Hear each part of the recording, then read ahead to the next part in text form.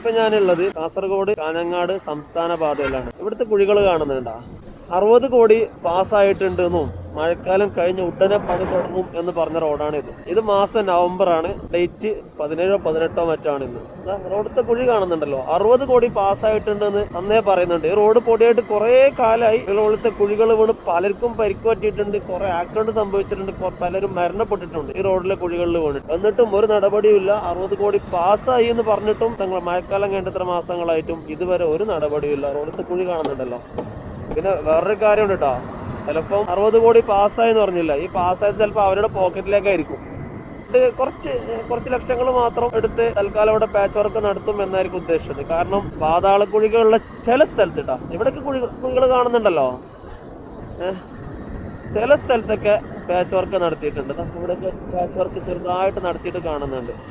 ഇനിയിപ്പോൾ അതായിരിക്കും ഉദ്ദേശിച്ചത്. 60 കോടി അവരെ പോക്കറ്റിലേക്ക് പാസ്സായി, അതിൽ നിന്ന് കുറച്ച് ലക്ഷങ്ങൾ റോഡിലേക്കും പാസ്സായി എന്നായിരിക്കും.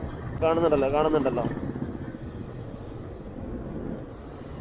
ഇനിയിപ്പോ ഇലക്ഷനായി, ചിലപ്പോ ഇനിയിപ്പോ അടുത്ത് ഒന്ന് ഒപ്പിച്ച് വർക്ക് എന്തെങ്കിലും എടുക്കുമായിരിക്കും. അങ്ങനെ പ്രതീക്ഷിക്കാം. ഇലക്ഷൻ ആകുമ്പോഴല്ലേ എല്ലായിടത്തും തോണ്ടലുള്ളൂ. വോട്ട് കിട്ടാൻ വേണ്ടി എന്ത് നെറുകേടും ചെയ്യും. അത് കഴിഞ്ഞാലോ, ജയിച്ചു കഴിഞ്ഞാൽ പിന്നെ അടുത്തൊരു 3-4 കൊല്ലത്തേക്ക് ആ ഭാഗത്തോട്ട് നോക്കരുത്. എല്ലാരും അല്ല കേട്ടോ പറഞ്ഞത്, ഞാനൊരു 90% മാത്രം ഉദ്ദേശിച്ചുള്ളൂ.